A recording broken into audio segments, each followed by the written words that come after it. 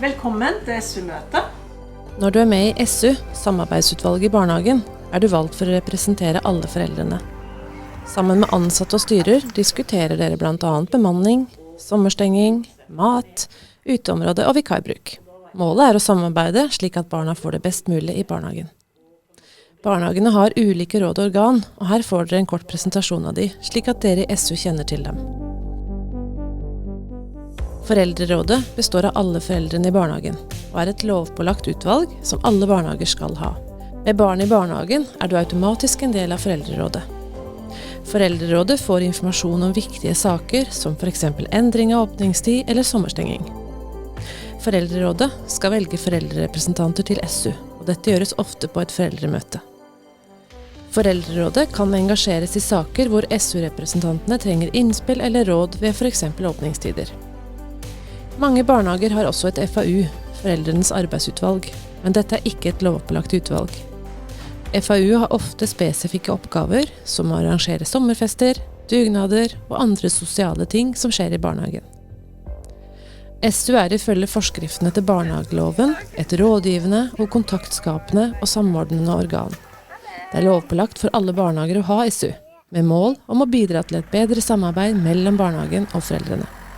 Selv om det lovpålagt, betyr ikke det at samarbeidsutvalget bestemmer ting i barnehagen. De kommer med råd og innspill som kan bidra til en bedre barnehagehverdag for alle barna. SU skal først og fremst ivareta samarbeidet mellom barnehagen og foreldrene. Jeg tar først for meg den økonomiske situasjonen. Samarbeidsutvalget består av foreldre og ansatte i barnehagen, slik at hver gruppe likt representert. Barnehagens eier kan delta etter eget ønske, men ikke med flere representanter enn hver av de andre gruppene.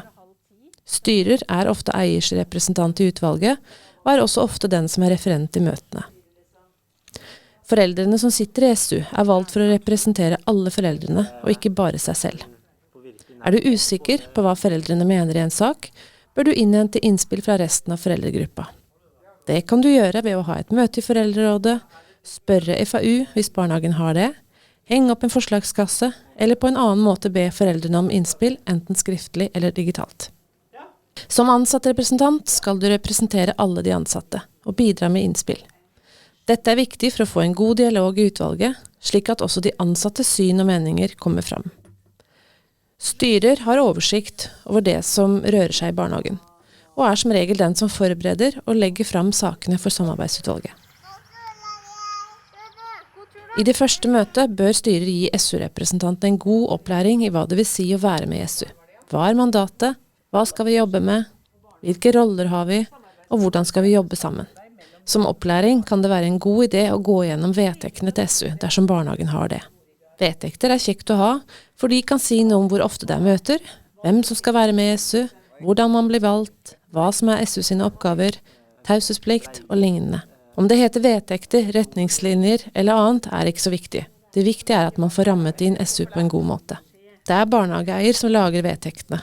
Det kan enten lages egne vedtekter for samarbeidsutvalget, eller man kan legge det inn i barnehagens vedtekter. Hei, takk for sist. Velkommen. Styrer og SU-leder bør planlegge møtene sammen. Finne ut hvilke saker en skal ta opp, lage saksliste, og dele denne med foreldre og ansatte. Det også fint at styrer og SU-leder har jevnlig kontakt mellom SU-møtene. Det bidrar til å bygge relasjoner, og til å holde hverandre oppdatert på det som skjer i barnehagen og i foreldregruppa. Samarbeidsutvalget bestemmer selv hvem som skal være leder og nestleder. Mange barnehager pålegger styrer å være sekretær, men dette opp til eier å bestemme. Det ingen fasit på hva samarbeidsutvalget kan jobbe med og ikke.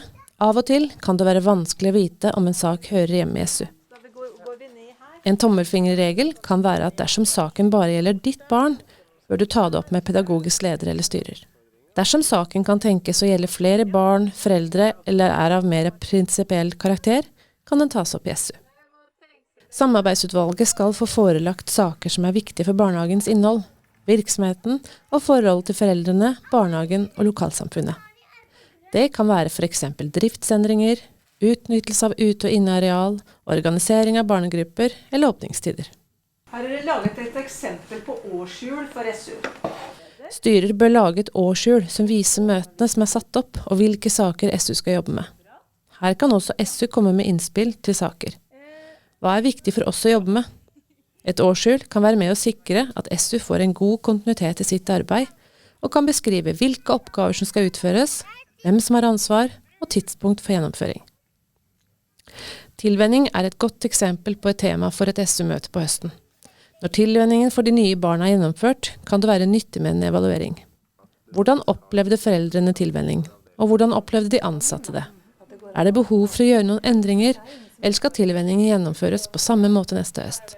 Samarbeidsutvalget drøfter og gir sine meninger og innspill til barnehagen, som tar disse med seg i sin vurdering av tilvenningen. Prosent føler at barna trives veldig godt i barnehagen. Foreldreundersøkelser er også en sak man kan jobbe med i SU. Mange barnehager gjennomfører den årlige foreldreundersøkelsen, og resultatene i undersøkelsen kan legges fram for samarbeidsutvalget. Utvalget kan drøfte saken og foreslå tiltak som kan iverksettes for å få bedre resultater neste år. De kan også velge å legge fram resultatene på et foreldremøte for å få flere innspill fra foreldrene, for så å ta saken tilbake til SU. Når selve SU-møtet er ferdig, gjenstår det bare 2 ting. Det må skrives referat, som skal godkjennes av de som var til stede i møtet, og referatet må deles med både foreldre og ansatte. SU gir deg muligheten til å påvirke og bidra til at barna får et best mulig barnehagetilbud.